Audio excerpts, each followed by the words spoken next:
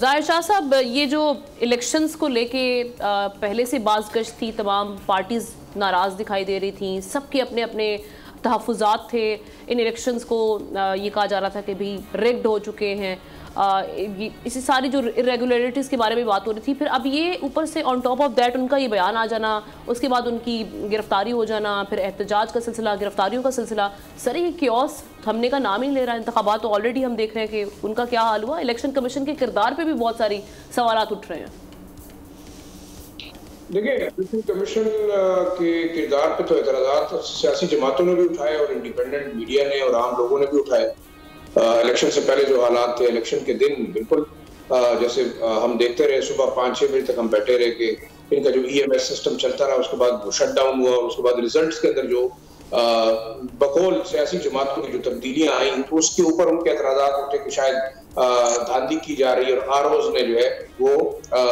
Result तब्दील किए। लेकिन देखिए, इसमें छोटी सी चीज है, इतने बड़े ओहदे पे बैठा हुआ शख्स अगर इतना बड़ा दावा करता है या इल्जाम लगाता है तो उसको बड़ा सीरियसली लेना चाहिए, क्योंकि कमिश्नर मामूली आदमी नहीं होता, वो आपकी ब्यूरोक्रेसी के अंदर टॉप मोस्ट आदमी है जो एक सिस्टम को रन करता है, एडमिनिस्ट्रेटिव निजाम को रन करता है। और ये बात भी मेरे ख्याल में बिल्कुल नामुनासिब है कहना कि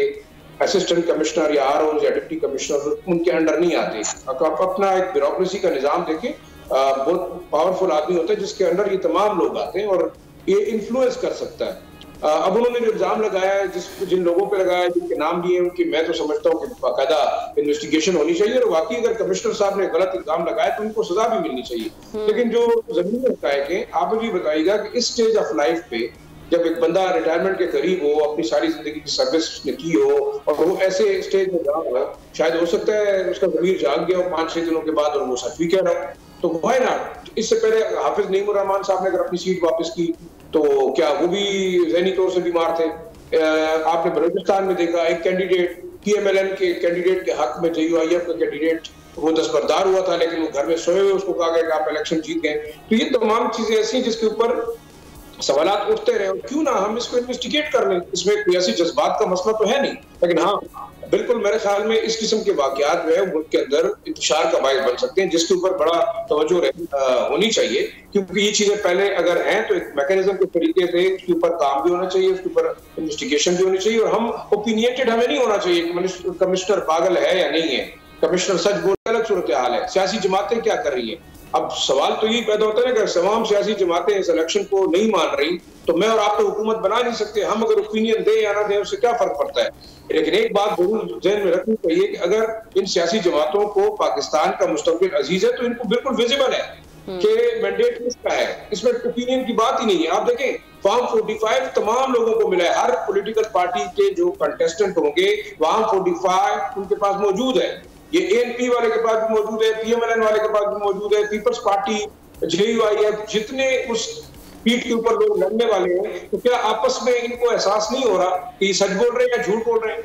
मेरे ख्याल में सबसे ज्यादा एहसास सबसे बड़े जालिम तो यही लोग हैं जो कि झूठे इल्जाम एक दूसरे पर लगा रहे हैं। अगर वो एक जमात का बंदा है या दूसरे जमात का बंदा है, उसके पास तमाम रिकॉर्ड मौजूद है फॉर्म 45 और आला सडन अगर फॉर्म 47 में वो जीत गया है तो मेरे ख्याल में बड़ी बदकिस्मती है कि वो इस मुल्क के साथ या इस मुल्क के निजाम के साथ खिलवाड़ कर रहे हैं, लोगों को आपस में लड़वा रहे हैं। क्या एक बार फिर जैसे बार बार हम कहते हैं क्या हम कोई मई 9 वाले वाकयात की तरफ फिर जाना चाहते हैं? तो ये मैं तो समझता हूँ इन लोगों को सजा देनी चाहिए, क्योंकि जो लोग आहिस्ता आहिस्ता निकल रहे हैं और बता रहे हैं, सच बता रहे हैं, उनकी बातों को सीरियसली लेना भी चाहिए और बाकायदा इसके ऊपर एक कमीशन होना चाहिए, इन्वेस्टिगेट होना चाहिए कि ये लोग क्यों इल्जाम लगा रहे हैं और रीजन क्या है ऐसे टाइम पे। और आखिरी जो मेरे ज़हन में बात है, कमिश्नर साहब को इस उम्र में इल्जाम लगा के इस स्टेज ऑफ लाइफ में क्या हासिल हो सकता है अगर वो इल्जाम लगा रहे हैं अपने से बड़े ओहदे पे बोल रहे हैं सियासी करियर वो बनाने जा रहे हैं और इस वजह से सब चीजें हो रही हैं। फिर जैसे लगारी साहब ने भी तवज्जो दिलाई कि मियां असलम इकबाल साहब से भी उनकी मीटिंग्स की कुछ खबरें हैं, तो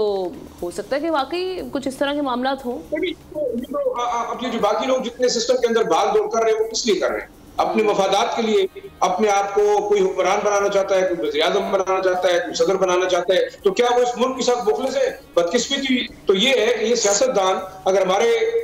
सिस्टम के साथ मुखलिस होते तो हमारा ये हाल ना होता। इनके ऊपर एक बड़ा सवालिया निशान इन लोगों के ऊपर है। सब्सक्राइब करें और बेल दबाएं ताकि कोई खबर रह न जाए।